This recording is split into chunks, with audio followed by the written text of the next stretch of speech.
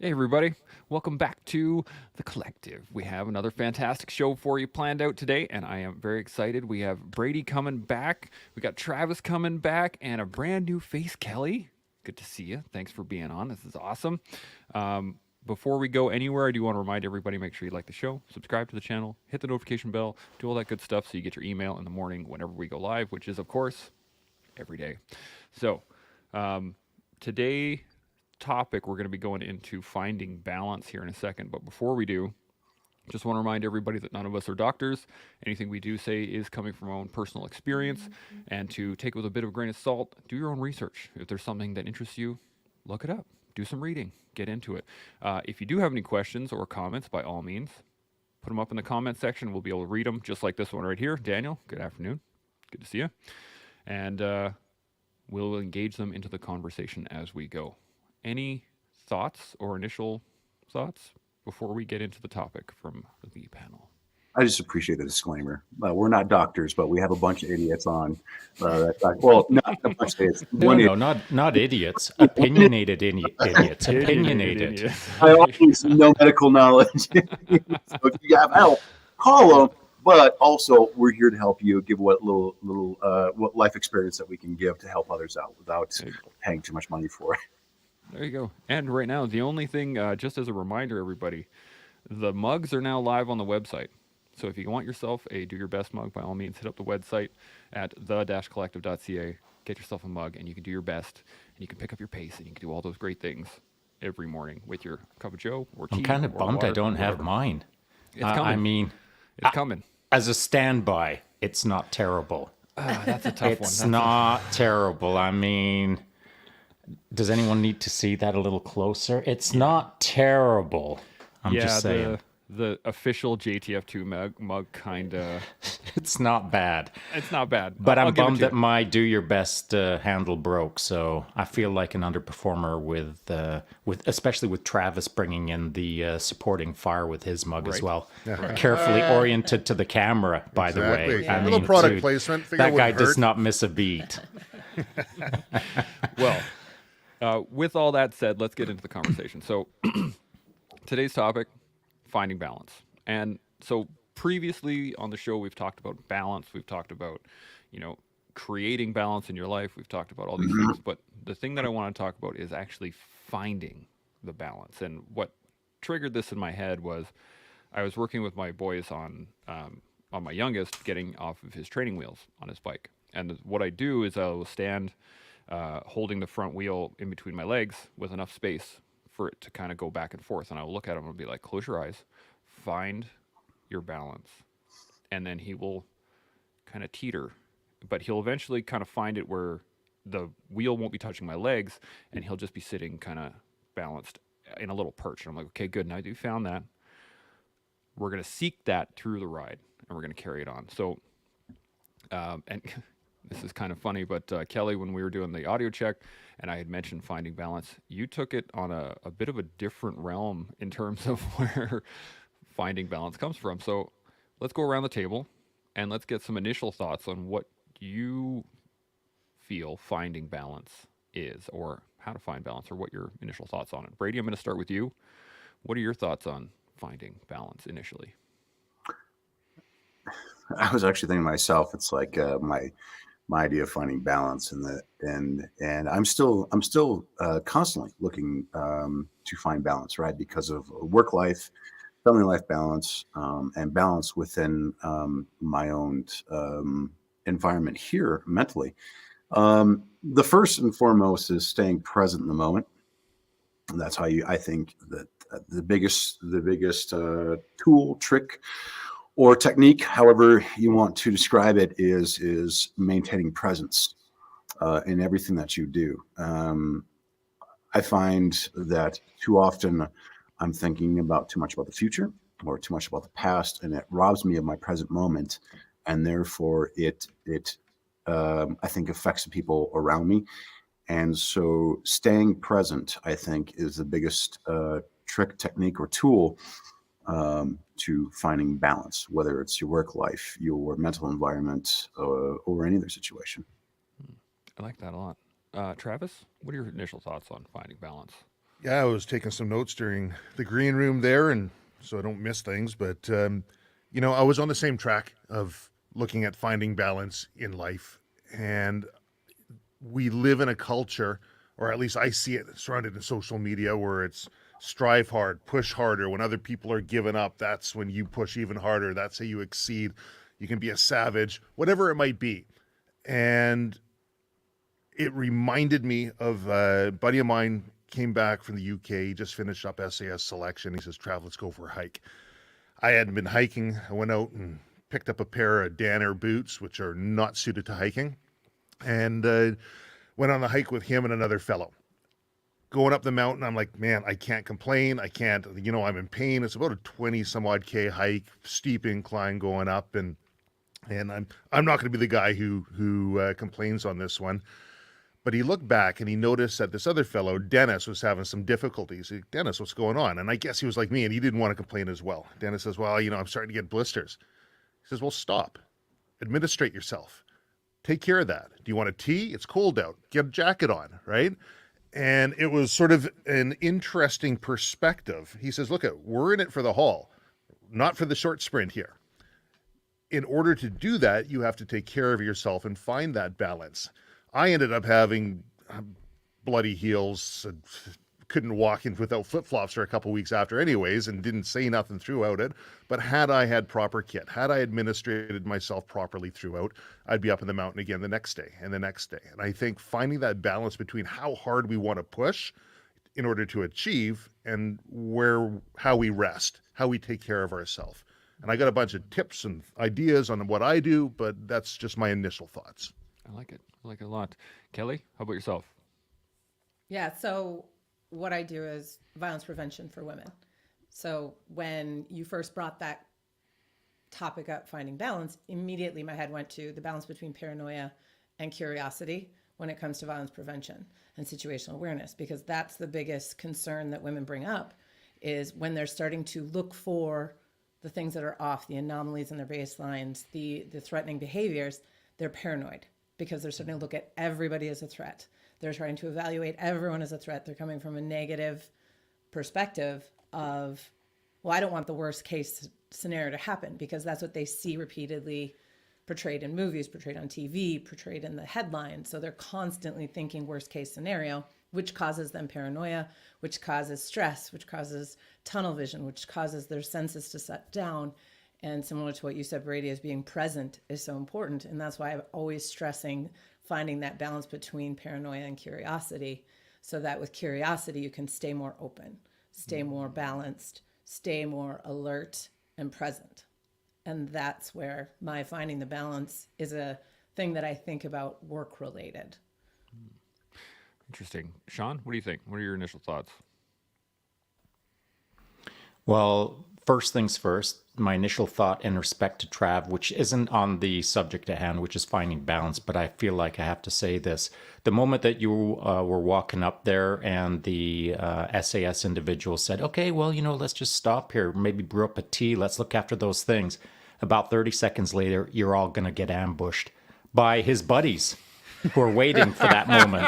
I'm just saying, that's just food for thought for anyone out there. So continuing on with the subject, finding balance. To your point, Kelly, yesterday we talked about how to interpret the world around us and the mind-body connection, as it were. So this kind of plays into what you were just saying, finding balance in respect to being aware of your surroundings, etc. And so just to build on that a touch, our brains get input from our bodies. Our bodies are the sensory organism that feeds bandwidth into our brains. Our brain interprets those signals. We see something, we hear something, we smell, whatever. Our senses gather data. Our brains collate it, and then the most important part is they patternize it. Your brain is responsible to patternize the world. If you have never been in a podcast before, this is an extremely foreign environment. But if you've been in thousands of podcasts before, this is a really familiar environment because you patternized this environment. First time is freaky, thousandth time is no big deal.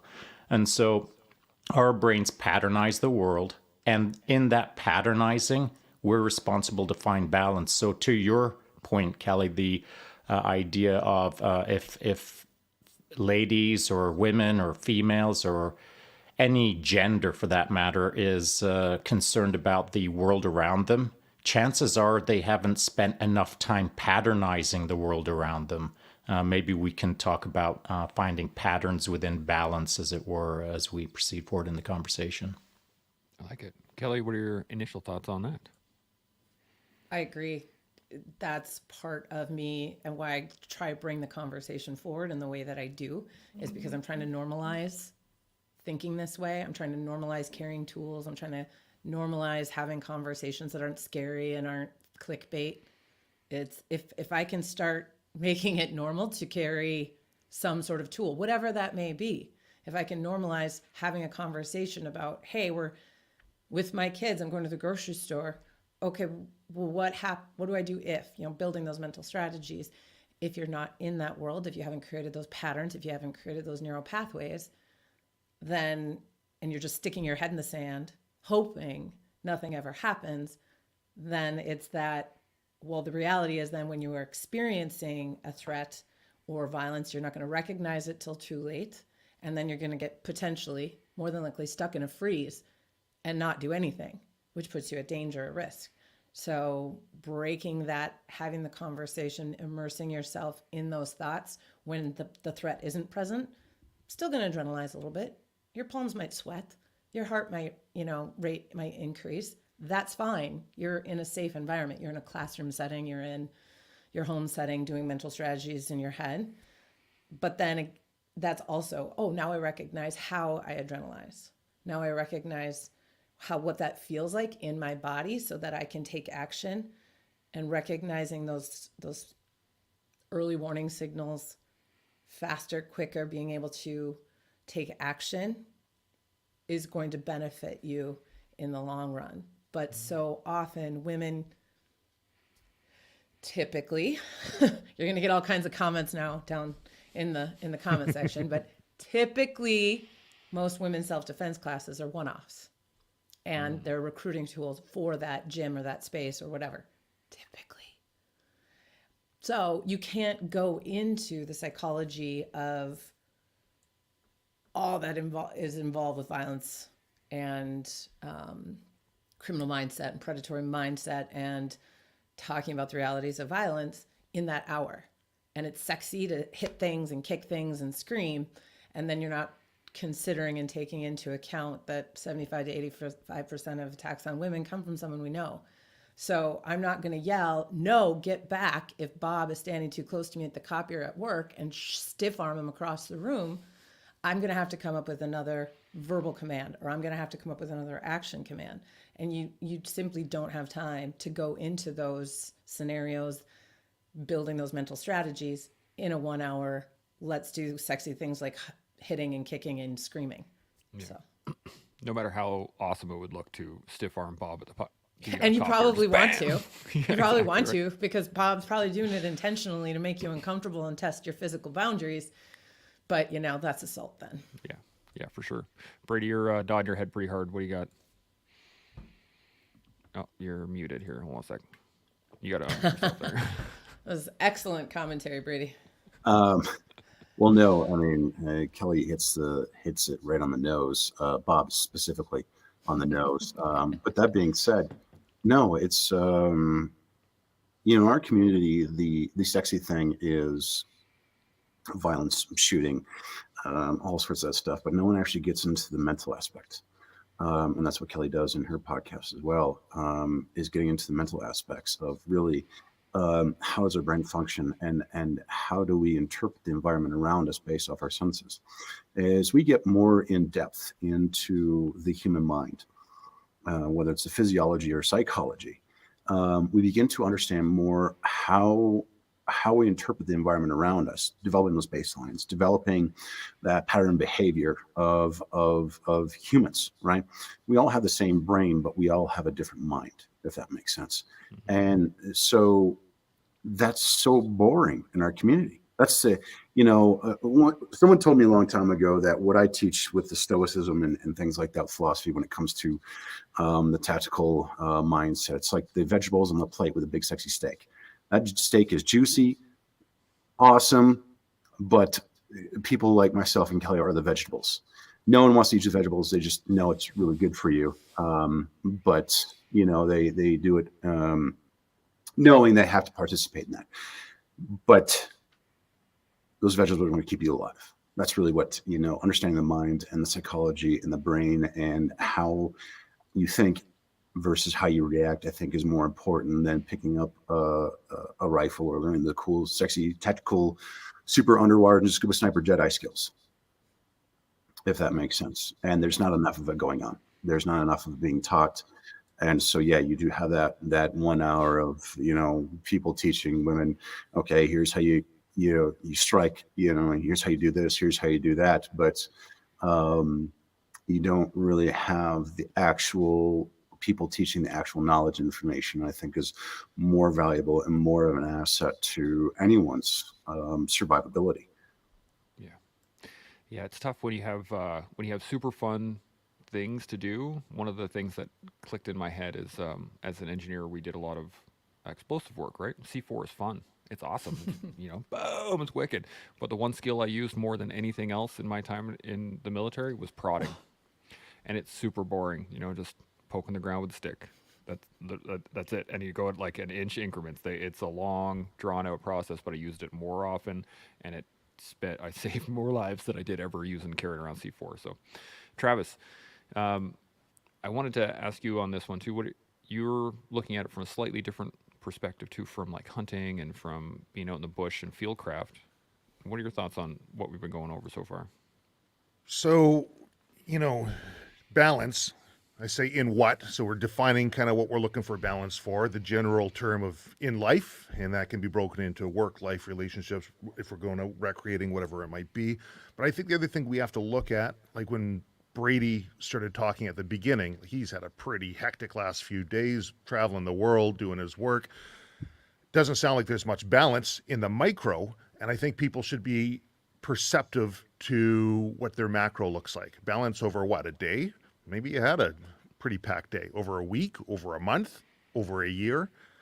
And we talked about patterns and being present. So if I'm out in the wilderness, if I'm out in the wild city, or if I'm out in the wild forest, I'm going to try to establish a baseline. And I'm going to spend time in that environment to see what the threats are around me, how the prey moves, how the predators move, and get a sense for where I fit in all of this so I can move accordingly.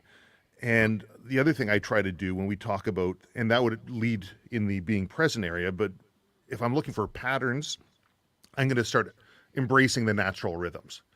And that can be looked at in two different ways. I can embrace the natural rhythms of the animals or the people. If you're in the city, you can see when the nightlife comes out, when there's an increased sense of danger. If you're in the forest, you can say a crepuscular creature will be predominantly moving around these times of the day.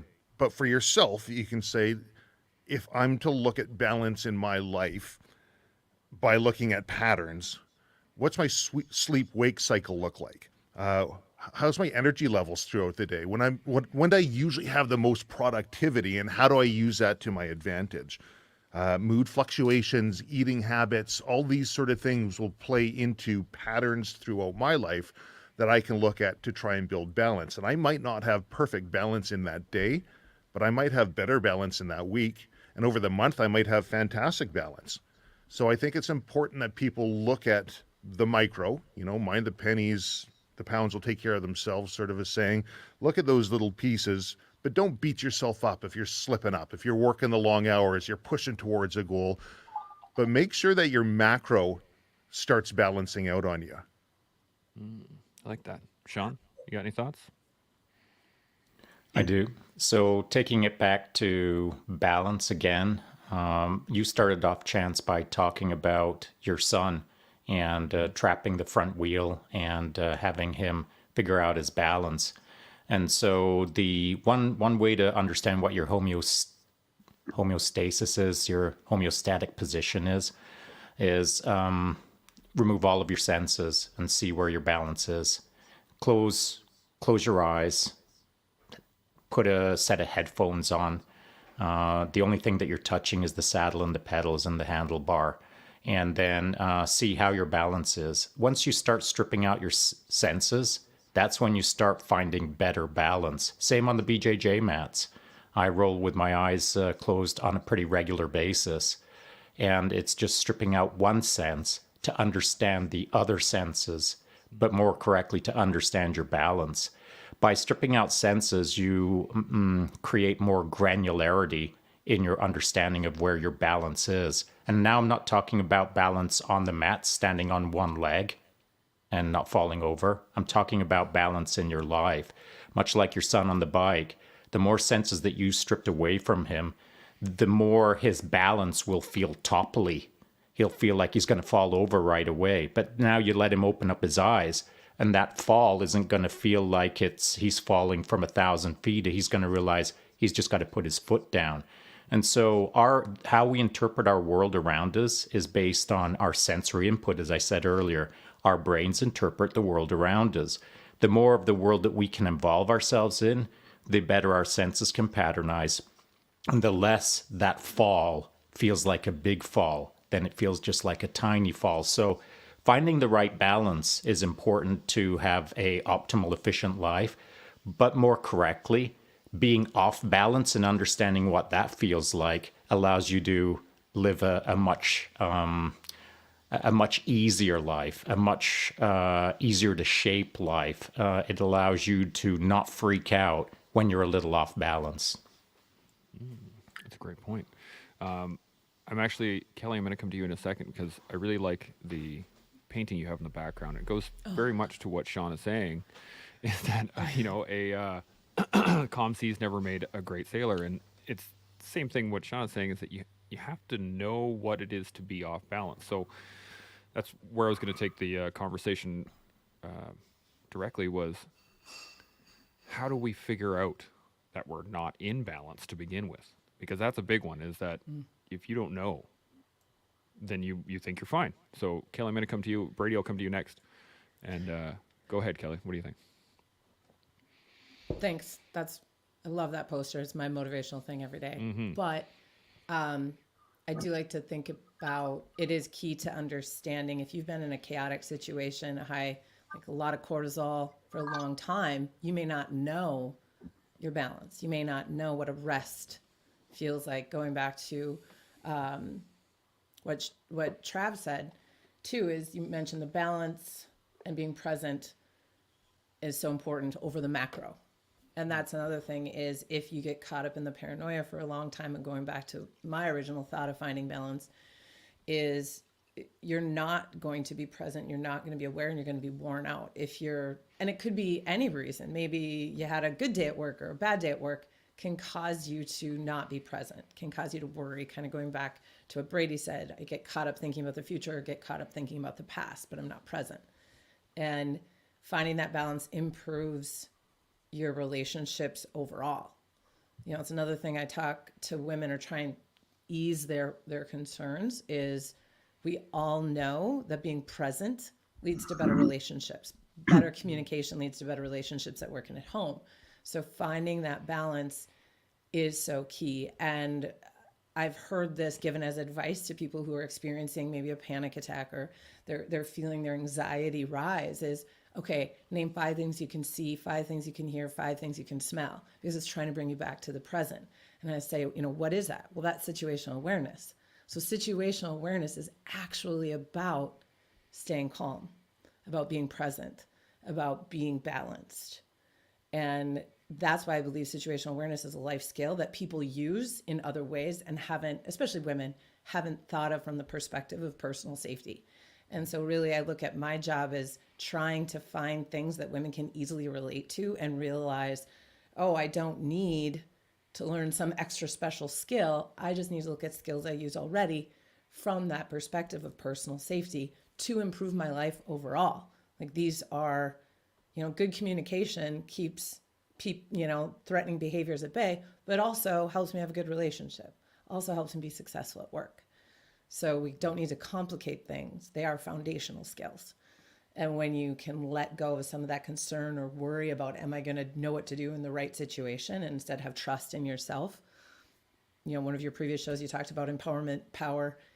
is, to me, I'm not trying to give you power. I'm trying to show you already have the power within you to make those choices to balance yourself.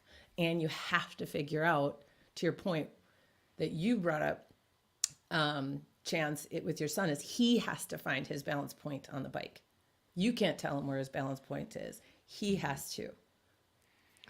Like that. Brady, what do you think? Hard to top that. Was wonderful. Mic drop right there. Yeah, absolute mic drop. Great. I think, when it comes to balance, I think it's such a general term that I think we need to specify it. We need to go down the rabbit hole more and ask ourselves, what balance are we trying to find? Are we trying to find internal balance, homeostasis? Are we trying to find work-life balance? Are we trying to find relationship balance? And Kelly talks quite a bit about situational awareness is good. External situational awareness, but also I think internal situational awareness. What's going on in my own brain? And we need to start that the first thing in the morning. Oftentimes we put ourselves off balance. The first thing in the morning we wake up, half the time people are scrolling through the phone. And they're seeing politics they don't like, they're seeing posts they don't like, they're seeing things that just don't like, and you're putting yourself off balance right off the bat.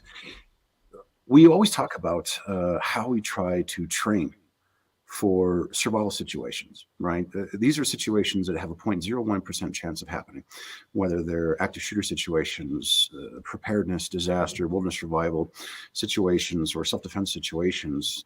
And those are all extreme environments that we train for, but rarely do people train for the one environment that will kill you. This one. That environment will kill you first before anything else does. And the first thing you do in the morning is you put that environment off balance by looking at things that are going to piss you off immediately, that sets you off in a bad direction. And if you're not staying present about how that makes you feel, like oftentimes people get so angry, and I'm a human being. I get angry too. I get frustrated. I get sad. I get emotional. That's part of the human condition. So one thing, maintain that balance and maintain that presence is asking yourself, why do I feel the way I do right now? Is this really helping me? And how's this affecting the rest of my day, my internal environment? And how is this affecting people around me? So the first thing you do in the morning is you have to take control of your own balance, whether it's doing something that you have to take control of, because the rest of the day is out of our control. Our work is out of control. Traffic's out of control. Human behavior is out of our control. But you can control two things, your actions and your emotions, and that's it. And so if you take control of those first thing in the morning by doing something that you like to do, whether it's going running, I don't know, no one likes fucking running. Pardon my language, sorry. But no one likes running. But we do something that is healthy, that gives us that dopamine, that serotonin, that oxytocin, that epinephrine release that we need.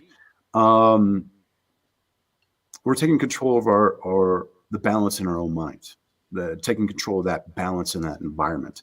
Every environment needs a good balance, whether it's the wilderness environment, social environment, your financial environment, your relationship environment, your marital environment, whatever environment you find yourself in, you have to find balance in it. How do you do that? Well, it starts with this environment right here. More than anything else is maintain that balance in this environment. Yeah, 100%. Sean, what are your thoughts? Well, I'm glad you brought that up, buddy, because as Kelly was talking, I was thinking about how, and I know that you understand this, Kelly, obviously, but there'll be people who are listening to this now who will take the simple term situational awareness, and their entire focus is externalized. So they're looking for the problem, they're looking for this, they're looking for that, the guy who may be behind them, imaginary or not, they're planning for World War XII, whatever. And so all of the external actions, all of the external thoughts, all of the external situational awareness, well, that's all good, but it ain't a 50-50 split. Most of the split is in your head. That's the situational awareness that we all should be paying attention to on the regular, in the now. And so to that point that was just made, looking for your balance internally, you got to get to work on it. But I'll tell you what, there's a boatload of people out there that are working on it and ain't getting any further ahead. In fact, they're probably backsliding to some degree. So how do you get internal balance in your own little head? that you don't know how to balance? Well, you got to start looking around. You got to start figuring out people who've got this sort of stuff figured out, how they have a balanced life. How did they get a balanced life? Go talk to them. Look for examples out on the interwebs of people who have balanced lives. Interact with them, either through following them or sending them comments or DMs or asking them a question, shooting them an email. If there's someone out there that's providing a coaching service and they look squared away and balanced, well, interact with them to some degree, get a feel on them. And if they feel like they're a balanced person and they can help you understand how to balance your own life, then engage in that process. Balancing your life doesn't fall out of the tree and hit you on the head. It's a daily work.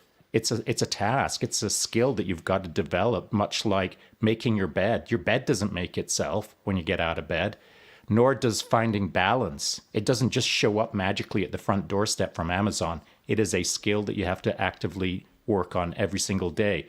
And to work on what? Well, if you don't have good context as to how to create balance, now you got to go find context out there amongst your peers or acquaintances or your whoever that surrounds you. 100%. Trav, you got any thoughts on that? Yeah, a few. Interesting talking about the perception here and what we can actually control. A few days ago, I posted a picture on Instagram. I was on a lake fishing. You can see where a forest fire burnt up to a point, and the other half of the lake was nice and green and lush. And the perception of that, is the fire good or bad? Well, I don't know. It all depends on how you look at it. If you look at the fire as something that's destroying all the bugs, that's getting rid of that's killing the forest, which is what made it dry to begin with, maybe it's a good thing. If you keep in mind that a lot of these trees will not drop their seeds and let's say have a fire hot enough to allow them to open up and drop the seeds, maybe the fire is a good thing. If you have a property right on the middle of that line there, well, I bet you half that house that's on there is not going to be too happy that it got burnt up.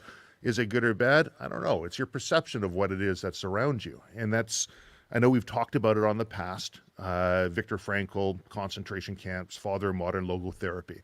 One thing you can't take from me is the way I choose to respond to what you do to me. The last of life's great freedoms is one's ability to choose their own attitude in any given circumstance.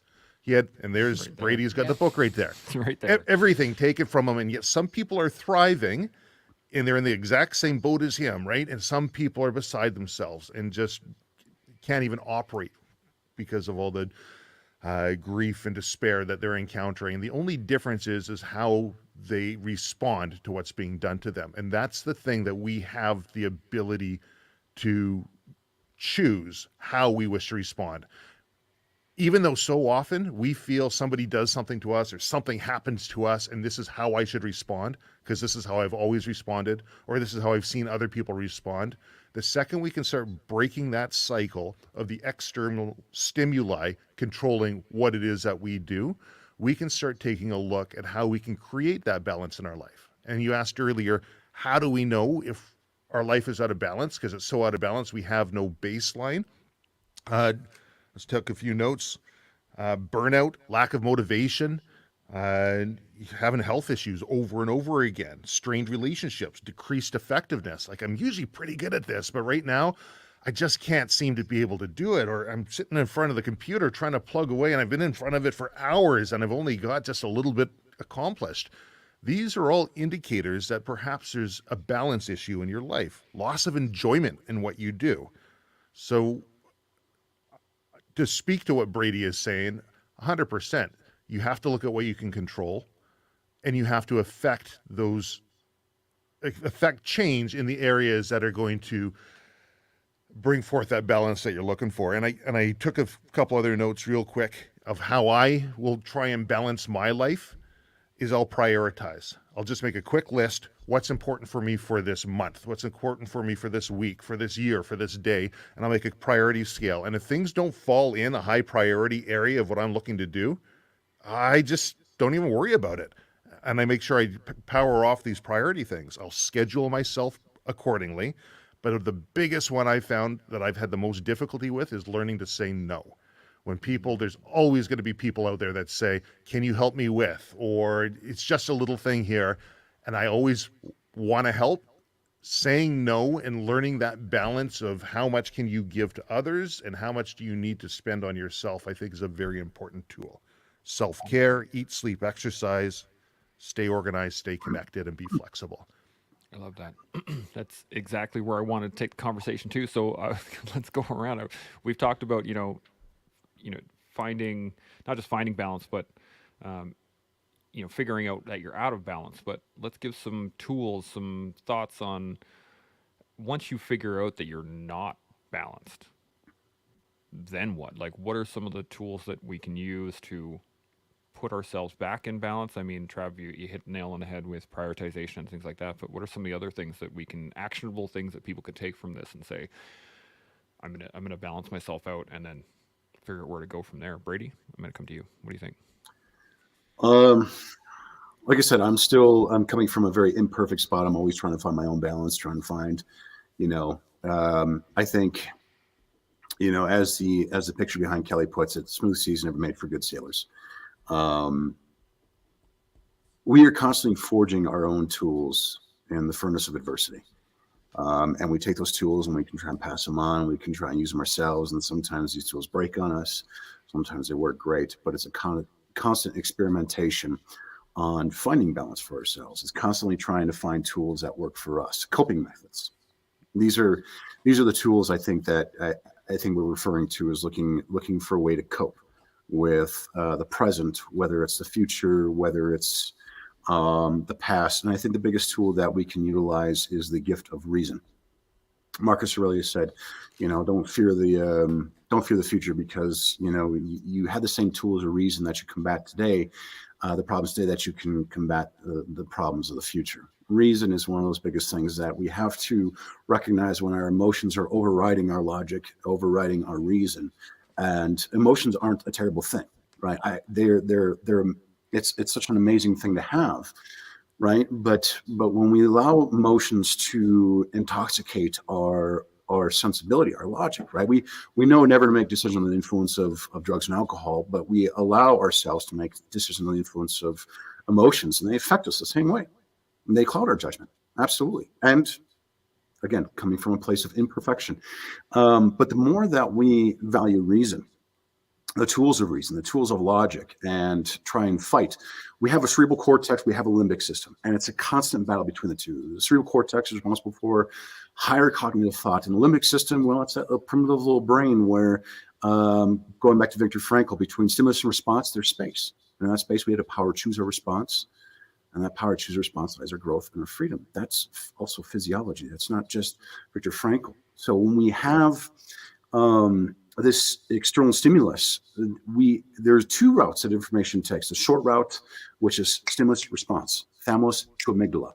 Then it's the long route, which I call the logic route, between the thalamus, the sensory cortex, the hippocampus, and then the amygdala. And the amygdala is responsible for training and trauma. And so that logic route gives you a little bit of space, whether it's thousandths of a second, a minute, a day, a week, a month, a year. You can choose your response, but make sure it's a rational response, a logical response.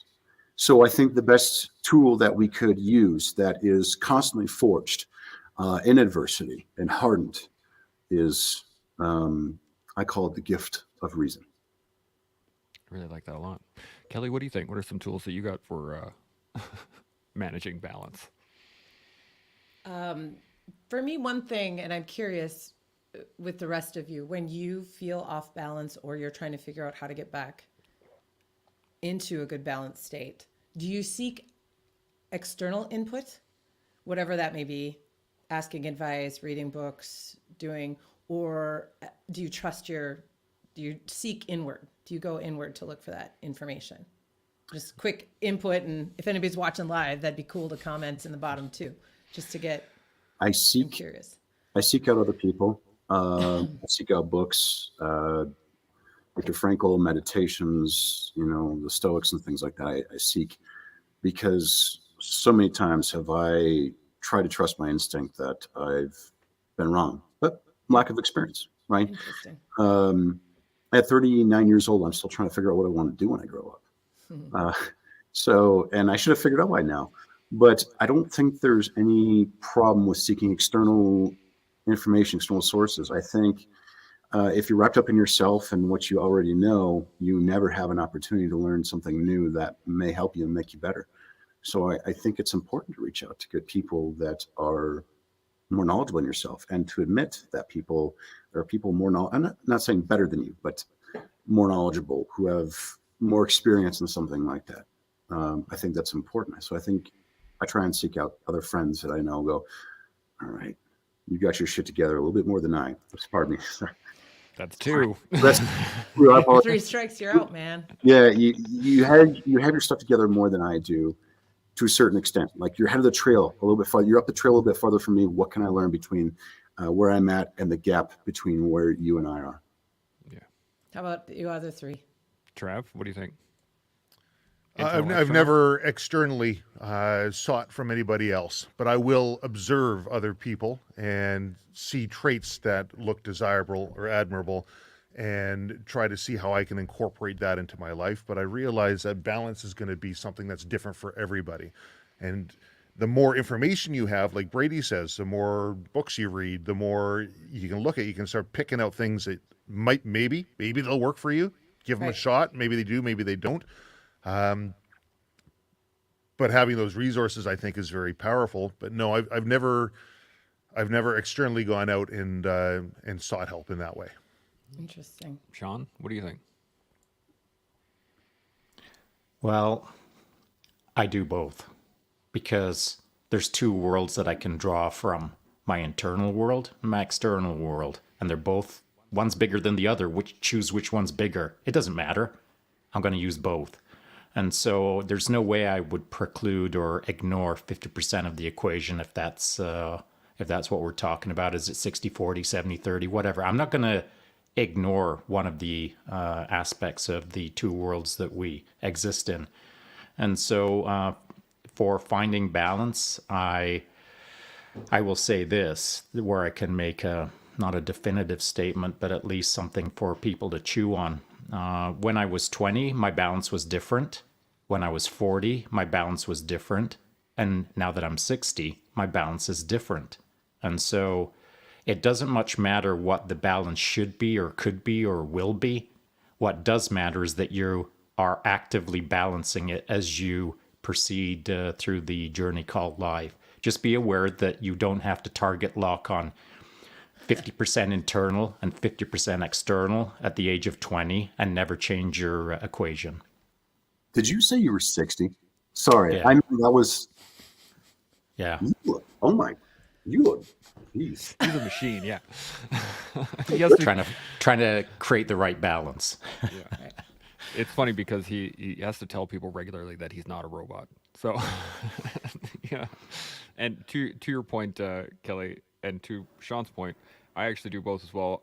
I utilize them in almost a cyclical pattern. So I will, if I have an issue, I will go internal, and then I will reach out external, and then I'll go back internal. So I will really think about it, and then I'll start asking people around me what they do, and then I go back to the internal, and then I go back to the external. So kind of Well, both. thank you all for humoring me with that question, because what I was finding that was interesting, and just from my perspective, typically women seek only external advice.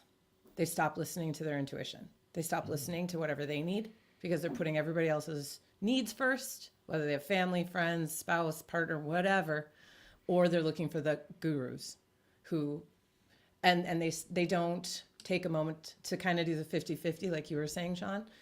For me, I fell into that trap myself. And one thing that I realized after a while when I felt so out of balance was I need my alone time. And I'm an extrovert. I love being around people, and I need to recharge my batteries. I need to take time away from everybody and anyone to just be with myself. And so for me, when I feel like I'm getting off balance, that's when I know I need to step away from the noise and be alone. So that was something I had to do, going back to that self-reflection. So often I think people don't self-reflect enough. They're looking for problems elsewhere. They're looking for other people, good and bad. You know, what are the threats and who are the people that are giving me this prescriptive advice, telling me exactly what to be watching for threats, telling me exactly what I should do. You know, if I see A, then I should do B. instead of going internal and evaluating their own thoughts, the stories that they've told in their head, their own biases. That's a big one that I talk about, and it's really funny when people project onto others without looking and realizing they're doing the exact same thing they're telling other people not to do, or they're not doing the things they're telling people to do. So for me, it's the concrete advice I always ask women, because they want me to give them advice. They want me to tell them what to do. And I'm like, well, what makes you feel most alive? You know, what makes you the most happy? When do you feel most content? And I'm not talking about when other people are causing you to be happy. It's what do you do that makes you happy? And so often I see women stop doing the things that make them happy because of fears, because of judgments, because of whatever. And I'm like, screw that. Maybe I'm just at the age, since we're all talking about age, maybe I'm at the age where I don't have a filter anymore. I don't care. I just don't care. Because what's most important to me is staying balanced and finding my balance versus what you think I should be doing to find balance in my own life. I like that.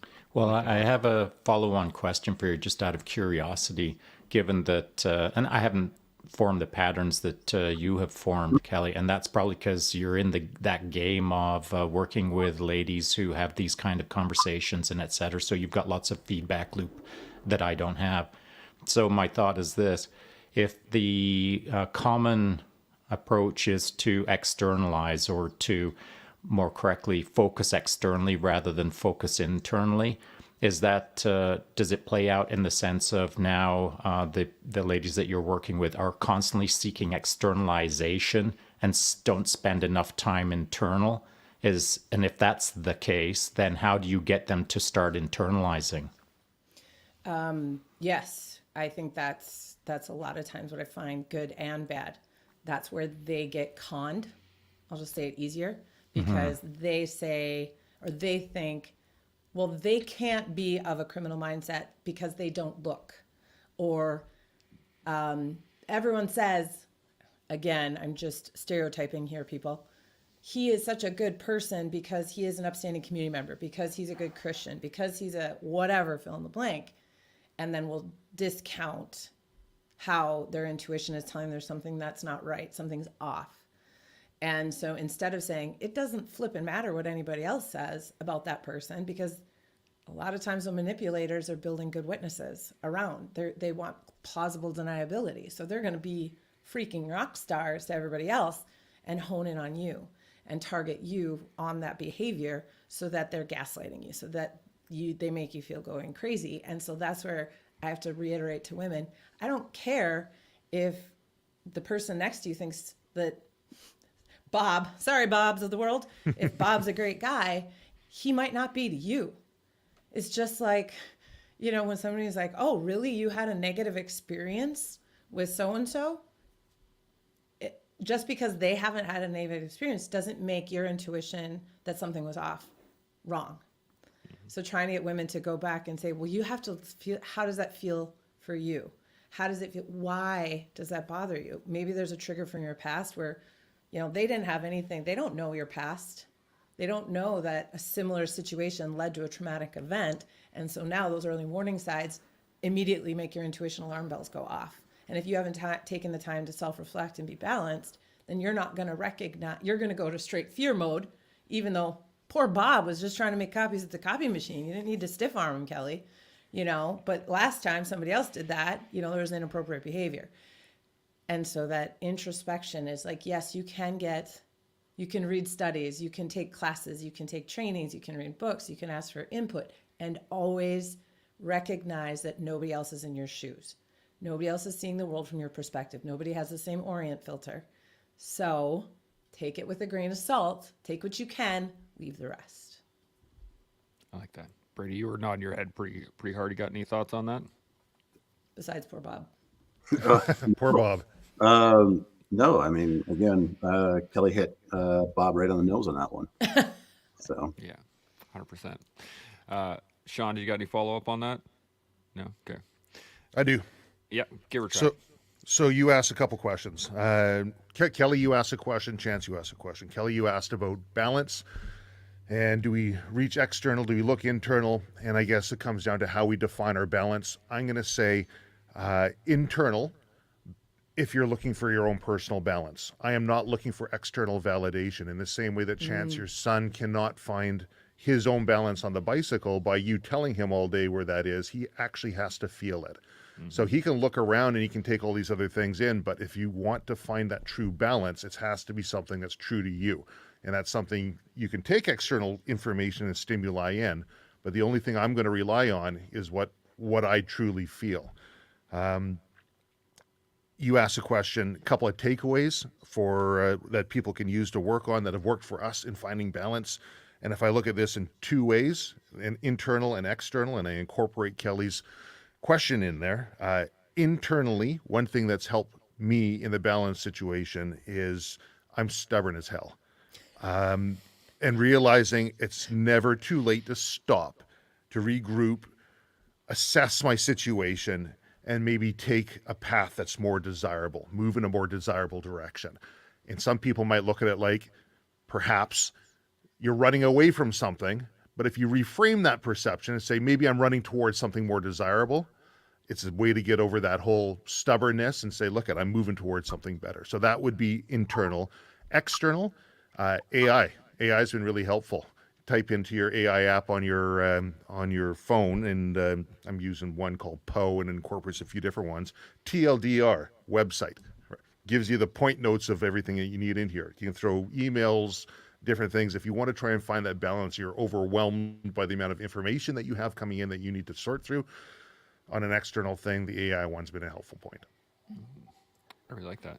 That's funny. That's funny because what I did, I almost brought it up earlier, but it is one of the crazy little traps that you can fall into of trying to find balance by creating more efficiencies to create more balance, by creating more efficiencies, by creating more balance, by creating more efficiencies, by your never stop working. And so I had considered ChatGPT 4.0 as part of the conversation, because when we're seeking information or we're seeking solutions or trying to do life better, if you're actively engaged in trying to do life better, you're going to keep on trying to do life better. But sometimes we just got to pause for a moment and do a pattern interrupt and kind of synchronize with ourselves internally and see how we're feeling internally before going full external with ChatGPT 4.0. And Trav, I know that you know that. I just wanted to throw that in a little earlier. I'm just going to throw something out here that maybe will help people think about things a little bit. So in 24-hour solo mountain bike racing, doesn't matter what level you are.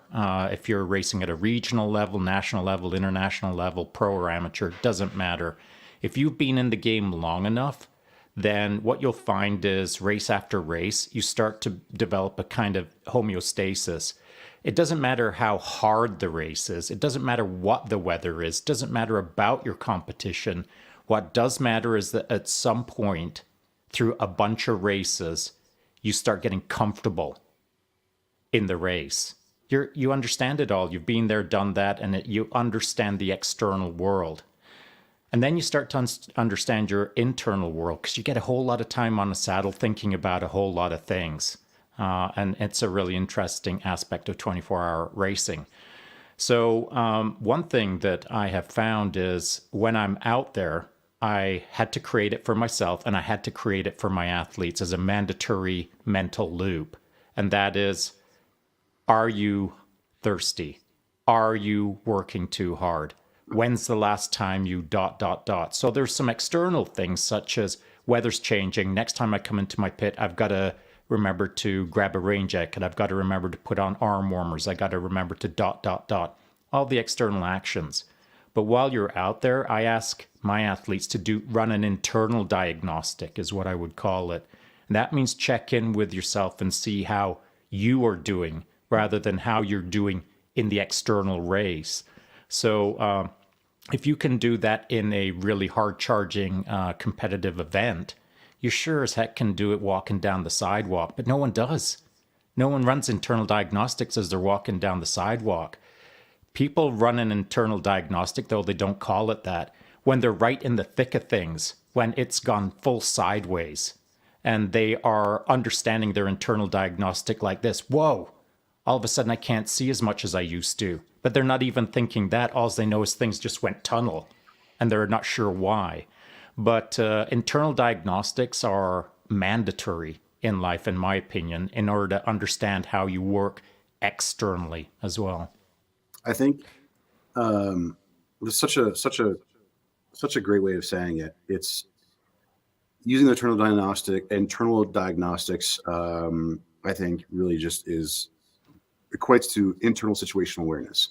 And since we're all, in the military or in some sort of like capacity of teaching self-defense or defense of others, you have to really run those internal diagnostics and have that internal situational awareness before you react to a situation externally that could lead to an outcome that could lead to something worse, if that makes sense. I love that internal diagnostics. That's great. Yeah. We're just about out of time. We're going to do some final thoughts here in a second. And, this reminds me of, I was saying this a little bit earlier before we went live in the green room, with the fact that when I first got out of the military and I was trying to get myself sorted out and dealing with all the issues and stuff that I'd been going through, the one thing that I thought was that I was good to go. I really believed that I was fine. And it was just, the world was crazy and I was just trying to figure this out, right? It wasn't until I had an external proxy, somebody else was like, dude, what is going on? And it was somebody that I trusted and somebody that I really had my best interest in mind, that forced me to re-look at myself. And when I started looking at myself from their perspective, outside of what I thought was good to go, that's when the changes started happening. That's when I started recognizing I was out of balance. That's when I started. So if you're looking at yourself and I'm fine, everything is awesome with me, but the world is friggin' crazy, maybe it's time to start looking externally too, right? So I do love this, and doing those internal diagnostics is great. Getting external diagnostics is great. It's the application of those diagnostics that allow you to achieve balance later on. And I think that's a key point, is that we can think about all these things and we can come up with all these topics and come up with all these points of how to gain balance, or maybe I should be working on that, or maybe I should be working on this, or I'm going to talk to that person. But the key part is using those things and actually testing them. Do they work? Do they not work? Does this work for me? Does that work for them? Blah, blah, blah, and so on and so forth. So I think that's a big part of it, is that it's not just about finding the balance, it's then acting upon the balance and utilizing that balance and moving forward with it. Any quick thoughts on that before we jump into some final thoughts from the panel? All good? Okay, let's run down the line here and we'll get some final thoughts on finding balance. Brady, what do you think? I think you hit the nail on the head. It's one thing to find balance. It's another to recognize when you're out of balance. And it's even more of a thing that when you recognize you're out of balance, how do you put yourself back in that balance? What are you doing? What tools are you using? How are you going, okay, yeah, I'm not doing okay. I'm completely out of balance. Okay, so what do I do now? And I think that's where people are going to struggle with the most. Sometimes people, it leads to substance abuse or food abuse or self-abuse, So what do you know? So you're out of balance. What do you do now? And that's the hardest question, I think, that's the hardest answer to find in that question. 100%. Kelly, some final thoughts? Yeah. Externally, internally, whatever it is, again, you got to figure out what works best for you. My caution is don't get stuck in analysis paralysis. Like, you have to take action at some point. It's getting stuck in the OODA loop. I don't know what I would do. I don't know what I would do. I'm like, great, okay, next. Like, so often I said, well, what would you do if this happened? And they say, I don't know. And I'm like, okay, well, let's start talking through some ideas. Because it's better to make a decision and have to recalibrate than not make a decision and being stuck constantly in your head in those voices.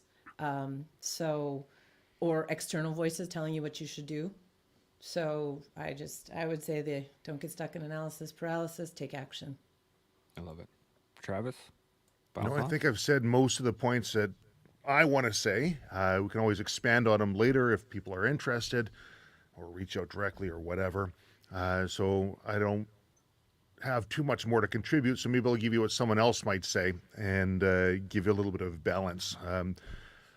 Robert Browning says, "What a man's reach should exceed his grasp. Less what's a heaven for." And that seems to be where a lot of what we're seeing in social media and around us, everybody's comparing themselves to other people who are earning more or doing more or having a cooler life, whatever it might be. Their man's reach should exceed their grasp. Let's what's a heaven for? And let's balance that out with Socrates. What does he say about happiness? Secret to happiness is not found in seeking more, but in developing the capacity to enjoy less. So balance on the two different sides. Or if we want to throw one more in, Tyler Durden, what you own owns you, right? I like it. Yeah. Everyone's seeking and striving to have more. What you own owns you. That's very true. Sean, some final thoughts? Well, that's kind of messed me around because I've been reaching for you, Trav. I mean, like, I'm like, what do I do now? Give me another quote so I can start chasing you again. So I will end with this. I want everyone to put on their imagination hat. This should really make my point pretty clear.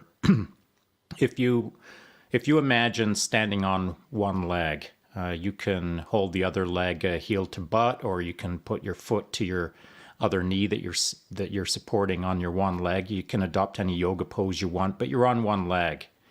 The moment that you start tilting your head just a little bit, you go off balance. And the reason for that is your head is on the end of a lever, and your head is pretty freaking heavy.